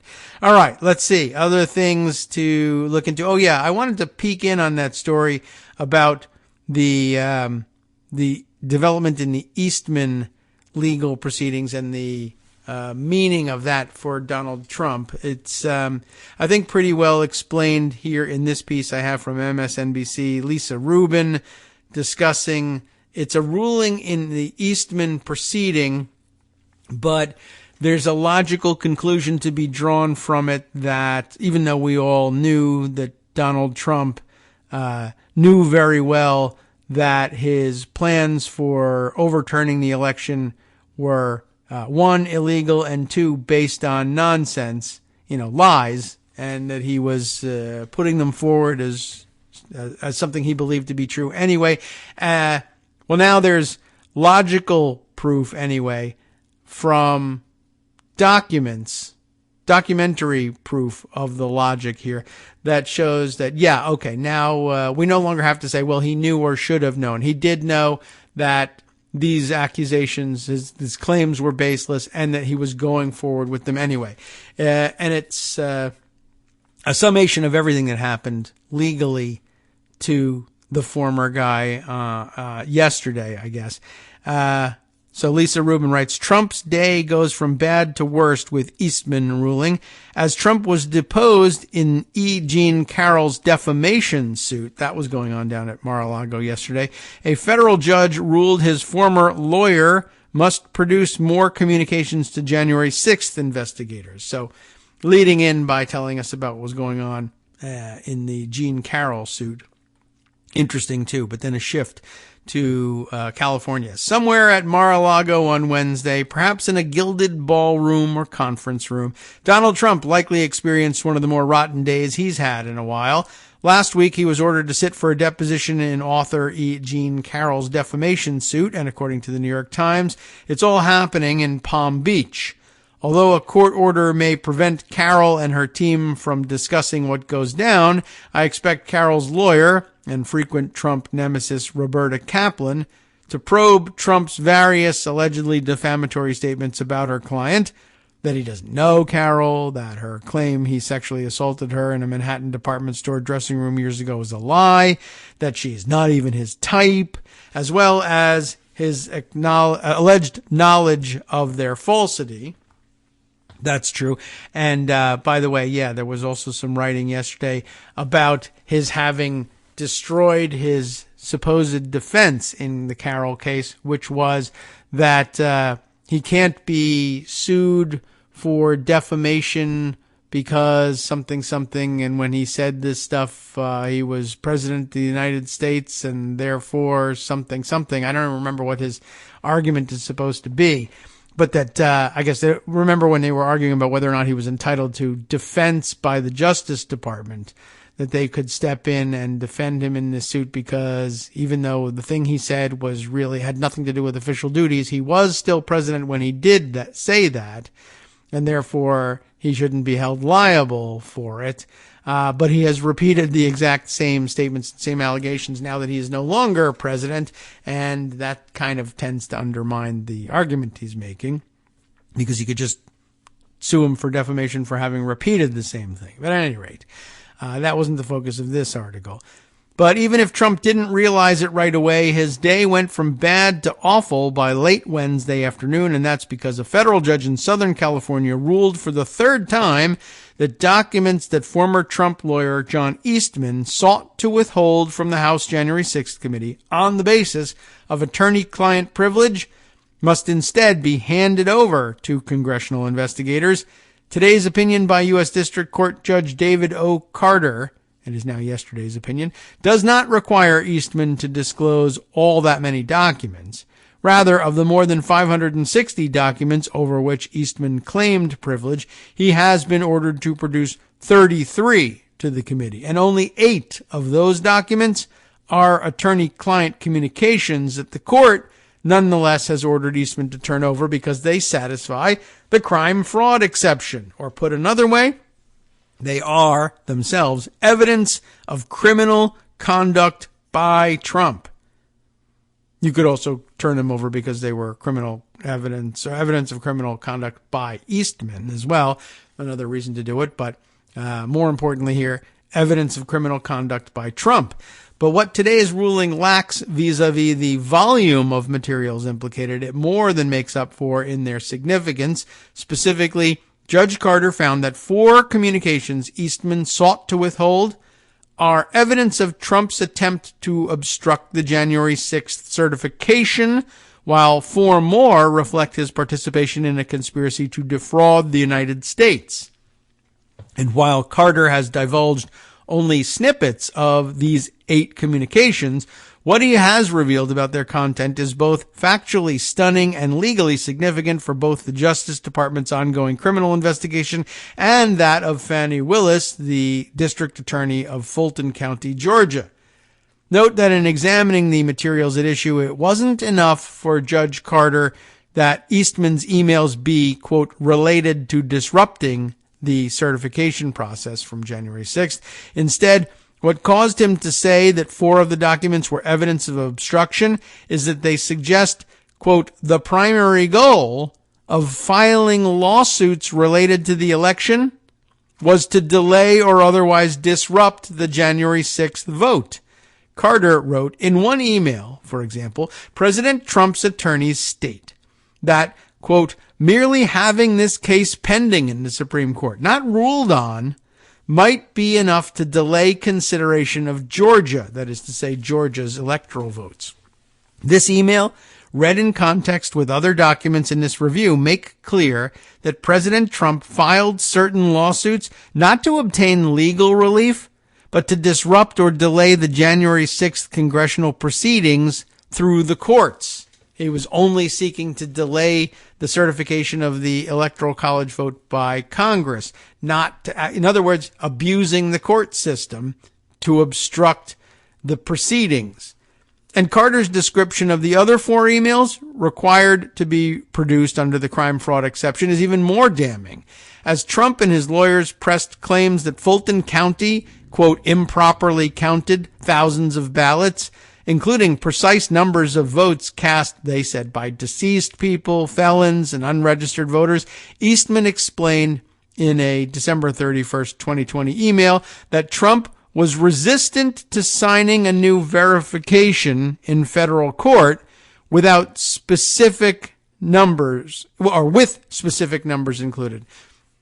Why would he be reluctant to do that? Because Trump had since been made aware that some of the allegations and the evidence proffered by these experts has been inaccurate. So here, a document from Trump's lawyer saying, yeah, Trump's not going to sign these documents and submit them to court because he's aware of the fact that the claims in them are bogus and have been debunked. Nevertheless, as Carter details, Trump's lawyers not only filed a federal complaint with those same inaccurate numbers without rectifying, clarifying, or otherwise changing them, but Trump personally also signed a verification swearing under oath that the incorporated inaccurate numbers are true and correct, or believed to be true and correct to the best of his knowledge and belief. He did exactly what his lawyer told him not to do. Hi, it's me, David Waldman, the same guy who was just talking to you a second ago. Our Patreon subscription drive is still going strong, with over 175 monthly donors who help keep us on the air. If we've helped keep you going during the pandemic, why not return the favor and help us keep going so we can all be together for the next disaster?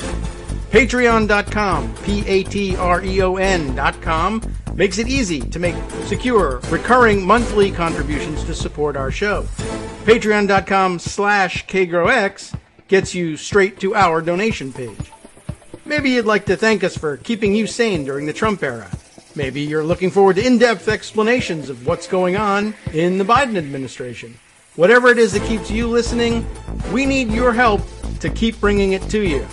And hey, if you happen to prefer using PayPal or even the Square Cash app, we're up and running with those options too. Thanks again, everyone, for all your support. We literally could not do this without you.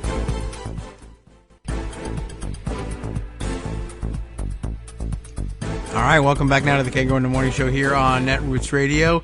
Let's conclude with reading the MSNBC description of what happened in court yesterday for the former guy. Yeah, that's very troublesome. Of course, if they've got emails from Eastman saying, whatever you do, you can't sign court papers saying that you still believe that Fulton County counted all of these improperly cast ballots, because, of course, I happen to know that you've been presented evidence with evidence that shows that those claims are untrue and unfounded, and you can't represent that to be your belief to a court of law without, getting in trouble for it. And he went ahead and did it anyway. So, one, of course, he should be charged with the obstruction of justice charges that would arise from that. And two, this evidence has to come in, attempting to shield it from the view of the court because it's attorney-client privilege. Well, I was giving my client legal advice. Yes, that's true, and otherwise it would normally be perhaps protected. But here it stands as evidence of the fact that you did give him legal advice that he received from you, presumably understood, and then contradicted by signing precisely the sort of declaration you warned him not to. It actually probably reflects fairly well. If I've read this correctly, it sounds like it reflects well on Eastman, giving him good advice. You can't sign documents like that. You can't submit documents like that to the court. Oh, yeah, well, I'm going to. Okay, well, if you do, you could be charged with obstruction of justice. Yeah, well, only if they can prove that I knew or had reason to believe or had reason to know that the declarations I was signing are in fact baseless. And you can't tell them that I knew that because you're my attorney. Well, guess what? As it turns out, I don't want to tell them, but they might be able to force it out of my hands because it's evidence of your criminal wrongdoing. That it satisfies the element of the crime that you were supposed to know or have reason to know that the statements you were making was false. And as it turns out, you did have reason to know. My memo, the fact that it was an attorney's memo to a client, ordinarily might help you, but not in this case. Sorry. Anyway, so let's see. We left off again by saying that Carter details, Judge Carter says, Trump's lawyers not only filed a federal complaint with those same inaccurate numbers in them, but Trump himself personally signed a verification swearing under oath that those numbers were true and correct or believed to be true and correct to the best of his knowledge and belief. As such, Carter ruled that Eastman's December 31st, 2020 email and 3 others must be produced to the January 6th committee because they reflect a conspiracy to defraud both a federal court and the American public, aka the United States. Not necessarily by Eastman, but certainly by Trump. Certainly, we have heard previously, including through the January 6th committee's own hearings, that Trump was advised by White House lawyers, campaign staff, and DOJ leadership that various allegations of election fraud were baseless or demonstrably false. But this is perhaps the clearest written proof that Trump was expressly told, including by his own lawyers, that specific assertions of fraud lacked merit and that he continued to amplify and repeat them anyway, even under oath and before a federal court. That's the kind of proof that not only should feature prominently in the January 6th committee's final report, but would be of great interest to at least 2 law enforcement investigations, those of the Justice Department and the Fulton County District Attorney's Office. And the Fulton County folks should be especially interested given that in both categories of criminality, obstruction and conspiracy, the examples Judge Carter provided concern Georgia. Something tells me the to-do lists of Willis and lead January 6th federal prosecutor Thomas Windham just got a little longer. It's really rather remarkable. And we'll see whether it leads to additional trouble for Eastman himself. It's kind of close call. On the one hand, you would say, well, it's pretty clear that you understood that it would be against the law for Trump to swear to those facts being true or the fact that he believed that they were true when you know for certain that several people have advised him the opposite and that you've done so in writing and that you have also advised him not to sign such a declaration because it would cause additional legal exposure for him.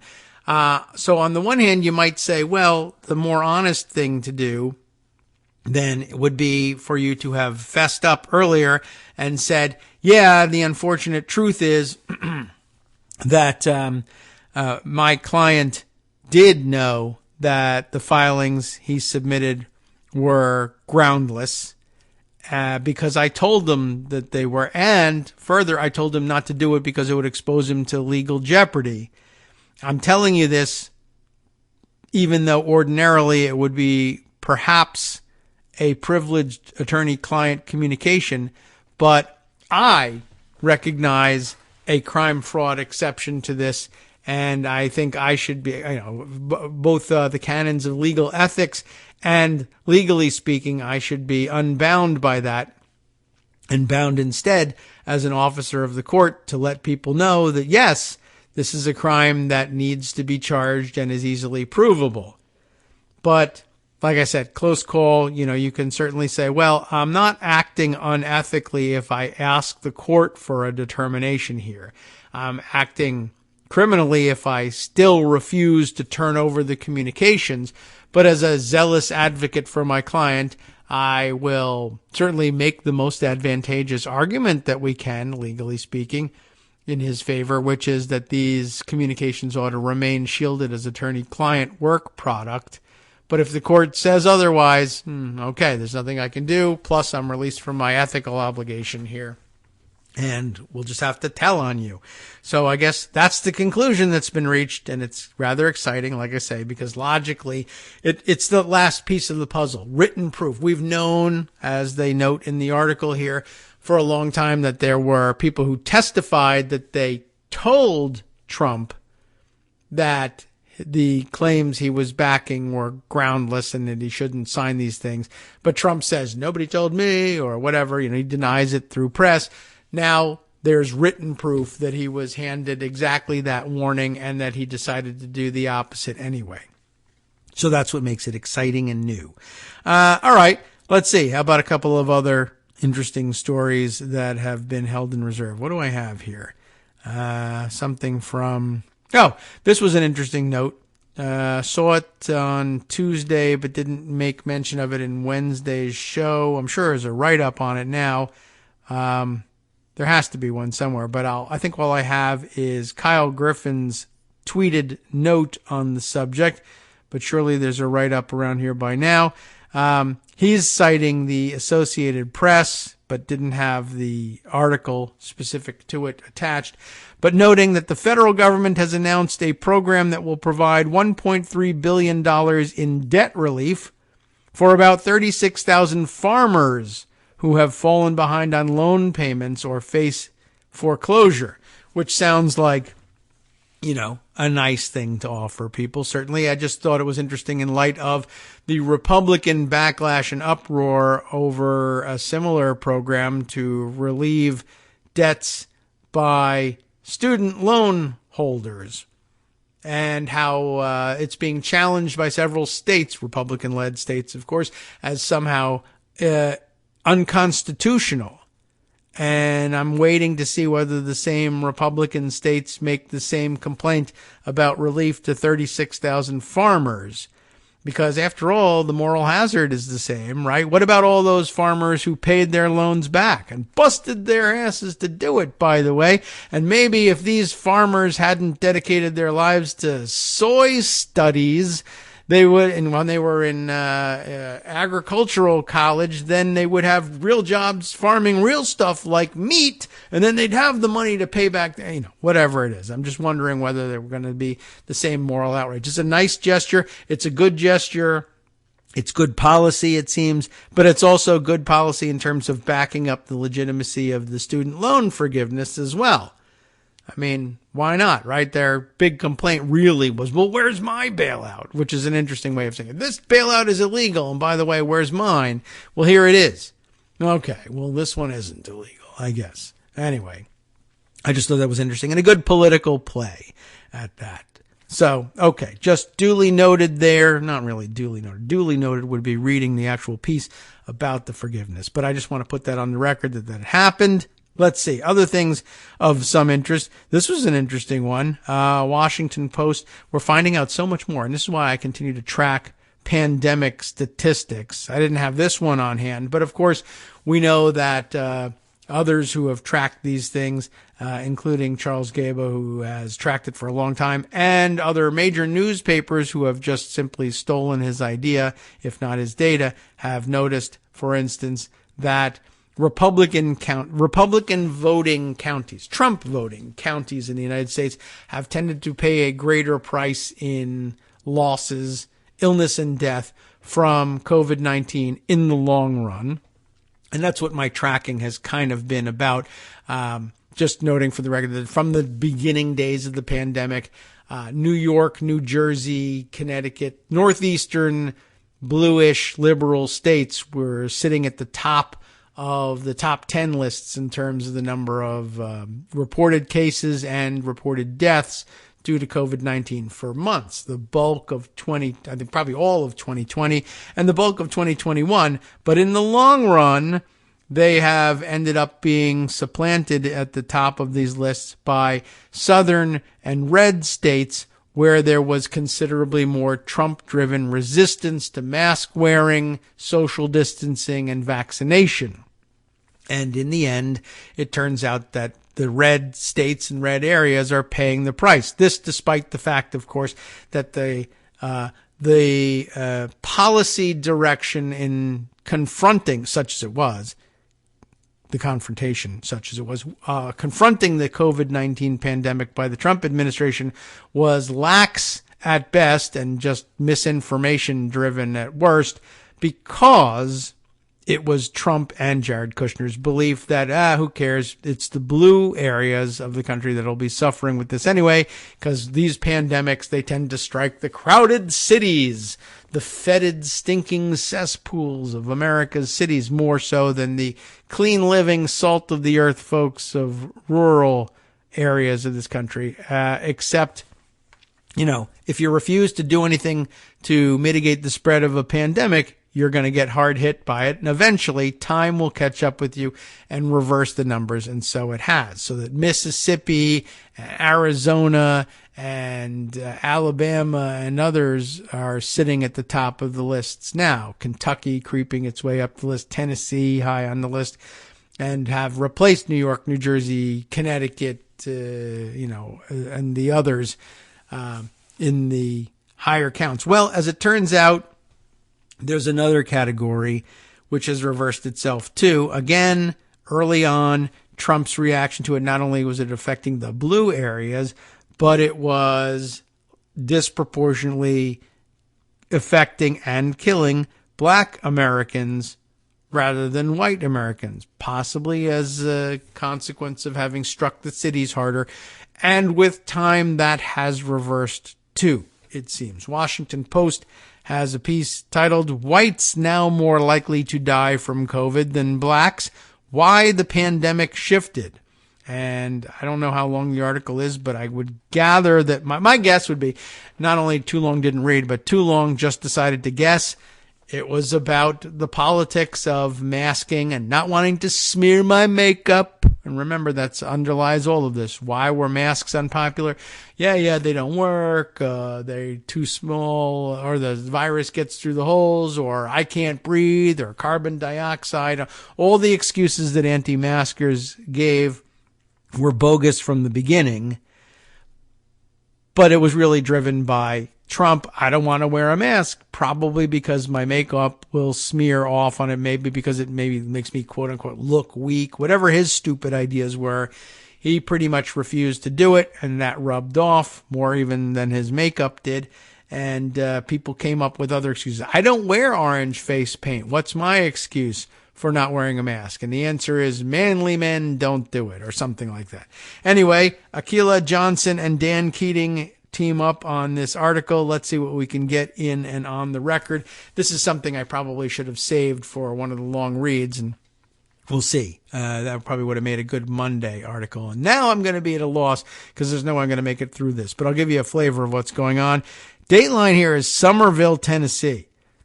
Skill Wilson had amassed more than 3 decades of knowledge as a paramedic, first in Memphis and then in Fayette County, 2 places that felt like night and day.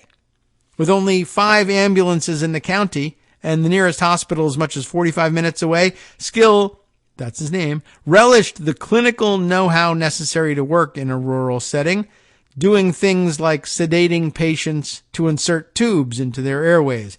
But when it came to COVID-19, which I see we're no longer capitalizing, at least in the Washington Post style book, despite more than 1 million deaths nationwide, and I say, by the way, my daily count says that in the next 2 weeks or so, and maybe inside of the next 2 weeks, probably less, but it's harder to predict these days, the rate of things, we will pass by the Worldometers count 1,100,000 deaths from, there's 1.1 million deaths from COVID-19. Just a reminder, why is that significant? Why an extra 100,000 versus a million?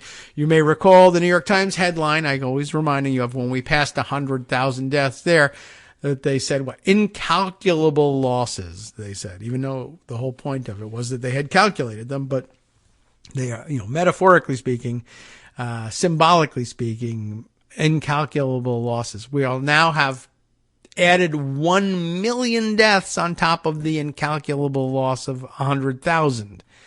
And note it not at all, I'm sure, on the day it happens. Anyway, when it came to COVID-19, despite more than 1 million deaths nationwide, Skill and his family felt their small town on the central eastern side of Fayette County, with its fields of grazing cattle and rows of cotton and fewer than 200 COVID deaths since the start of the pandemic, was a cocoon against the raging health emergency. But time and disease proved them wrong, apparently. It was a lot easier to stay away from others. His widow, Holly Wilson, said of the largely white and predominantly conservative county of about 42,000 residents, less people, less chance of exposure. COVID seemed like other people's problems until it wasn't. The imbalance in death rates among the nation's racial and ethnic groups have been a defining part of the pandemic since the start. To see the patterns, the Washington Post analyzed every death during more than 2 years of the pandemic. Early in the crisis, the differing COVID threat was evident in places such as Memphis and Fayette County. Deaths were concentrated in dense urban areas where black people died at several times the rate of white people. I don't want to say that we weren't worried about it, but we weren't, said Holly, who described her 59-year-old husband as someone who, quote, never took a pill. After a while, you kind of slack off on some things, she said. Over time, the gap in deaths widened and narrowed, but never disappeared until mid-October 2021, when the nation's pattern of COVID mortality changed, with the rate of death among white Americans sometimes eclipsing other groups.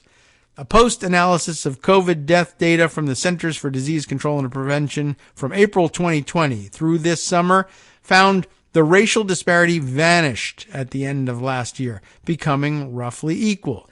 And at times, during the same period, the overall age-adjusted death rate for white people slightly surpassed that of black and Latino people.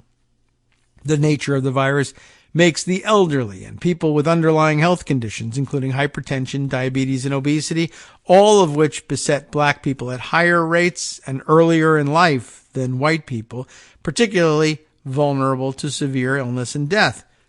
That wasn't skill. The virus also attacks unvaccinated adults, whose polls show are more likely to be Republicans, with a ferocity that puts them at much higher risk of infection and death. That wasn't skill. He joined the choir of critics opposing vaccination requirements, his rants in front of the television eventually wearing on Holly, who, even if she agreed, grew tired of listening and declared their home COVID talk free. So, she said, Skill commiserated with like-minded people in Facebook groups and on Parler and Rumble, the largely unmoderated social networking platforms popular with conservatives. We're Republicans and 100% believe that it's each individual's choice, their freedom, when it comes to getting a coronavirus shot, Holly said in January. We decided to err on the side of not doing it and accept the consequences, and now here we are in the middle of planning the funeral. Well, gee whiz. Captain Julian Graves Wilson Jr., known to everybody as Skill, died of COVID on January 23rd. A month after becoming infected with the coronavirus. He fell ill not long after transporting a COVID patient to the hospital. At the time he died, infection rates in Fayette County had soared to 40.5% among people taking coronavirus tests. And now a different calculus is the next section here. We'll read a bit of this one. When the coronavirus appeared in the United States, it did what airborne viruses do, even though we didn't acknowledge that it was airborne for a while, latched onto cells in people's respiratory tract, evaded innate immune responses, and multiplied. The pathogen free of politics or ideology, had a diverse reservoir of hosts and found fertile pathways for growth in the inequalities born from centuries of racial animus and class resentments, unequal exposure, unequal spread, unequal vulnerability, and unequal treatment concentrated harm in communities that needed protection the most, yet had the least. Cumulatively, Black, Latino, and Native American people are 60% more likely to die of COVID. But as the pandemic progressed, the damage done by the virus broadened and the toxicity of modern-day politics came to the fore. The post-analysis revealed the changing pattern in COVID deaths. At the start of the pandemic, black people were more than 3 times as likely to die of COVID as their white peers, but as 2020 progressed, the death rates narrowed. But not because fewer black people were dying. White people began dying at increasingly unimaginable numbers too, the post-analysis found. In the summer of 2021, the nation saw some of the pandemic's lowest death rates as vaccines, shoring up the body's immune response, became widely available. Then came the Delta variant. The virus mutated, able to spread among the vaccinated. As it did, an erosion of trust in government and in medicine, in any institution really, slowed vaccination rates, stymieing the protection afforded by vaccines against severe illness and death. After Delta's peak in September of 2021, the racial differences in COVID deaths started eroding. The post-analysis found that black deaths declined, while white deaths never eased, increasing slowly but steadily until the mortality gap flipped. From the end of October through the end of December, white people died at a higher rate than black people did, the Post found. There's some charts illustrating the phenomenon here. That remained true except for a stretch in winter of 2021 and 22 when the Omicron variant rampaged. The black death rate jumped above white people's when the spike in cases and deaths overwhelmed providers in the Northeast, resulting in a bottleneck of testing and treatment. When the surge subsided, the black death rate once again dropped below the white rate. Usually, when we say a health disparity is disappearing, what we mean is that the worse off group is getting better, said Taslim Padamsi, a assistant professor at Ohio State University, the Ohio State University, as they like to say, who researched vaccine use and was a member of the Ohio Department of Health's working group on health equity. We don't usually mean that a group that had a systematic advantage got worse. That's exactly what happened as the white death rate surpassed that for black people, even though black Americans routinely confront stress so corrosive it causes them to age quicker, become sicker, and die younger. The shift in COVID death rates has vastly different implications for public health interventions, said Nancy Krieger, professor of social epidemiology at Harvard University's T.H. Chan School of Public Health. Officials must figure out how to connect with communities who are ideologically opposed to the vaccine while contending with the cumulative impact of injustice on communities of color. Think about the fact that everyone who is age 57 and older in this country was born when Jim Crow was legal, she said. What that did was intersect with COVID-19, meaning that embodied history is part of this pandemic too. So, what contributed to the recent variation in death rates and why? The easy explanation is that it reflects the choices of Republicans not to be vaccinated, but the reasons go deeper. The Post interviewed historians and researchers who study the effects of white racial politics and social inequality on health, spoke with relatives and friends of those lost to COVID, and compiled data from federal databases and academic studies. What emerged is a story about how long-standing issues of race and class interacted with the physical and psychological toll of mass illness and death, unprecedented social upheaval, public policies, and public opinion. Resilience gave way to fatigue. Holes left by rural hospital closures deepened. Medical mistrust and misinformation raged. Skeptics touted debunked alternatives over proven treatments and prevention. Mask use became a victim of social stigma. Many Republicans decided they would rather roll the dice with their health than follow public health guidance, even when provided by President Donald Trump, who was booed after saying he had been vaccinated and boosted. Researchers at Ohio State found black and white people were about equally reluctant to get the coronavirus vaccine when it first became available, but black people overcame that hesitancy faster. They came to the realization sooner that vaccines were necessary to protect themselves and their communities, Padamsi said. Very wise of them, don't you think? As public health efforts to contain the virus were curtailed, the pool of those most at risk of becoming casualties widened. The number one cause of death for 45 to 54-year-olds in 2021 was COVID, according to federal researchers. More graphs illustrating that as well.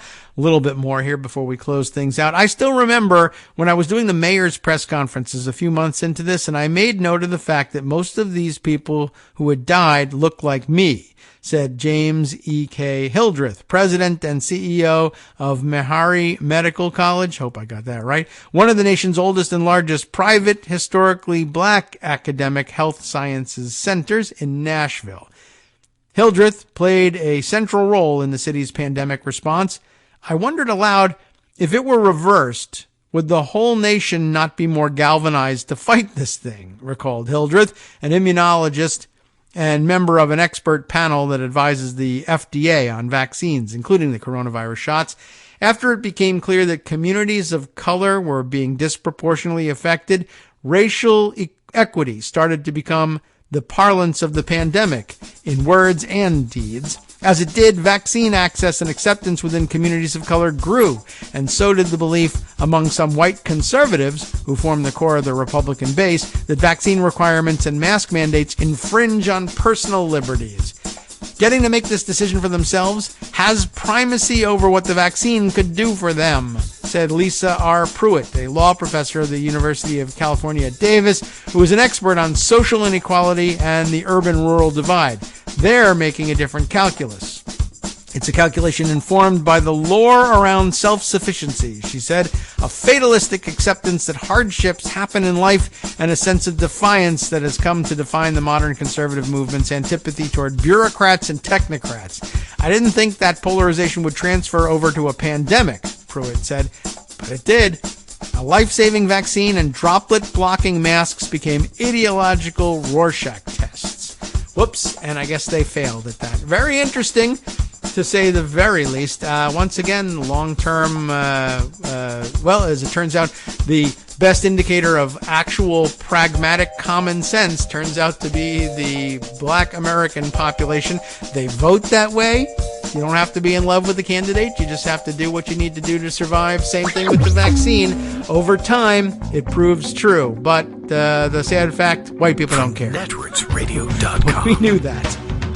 You have been listening to Kagro in the morning with David Waldman. Well, like we say, we have a white people problem in this country, and, well, all right. We'll leave it at that for today. Tomorrow, off the air, I think I'll be able to prepare something recorded for them. We'll see. Roll the dice on whether or not I can do the same for you on the other side of the weekend.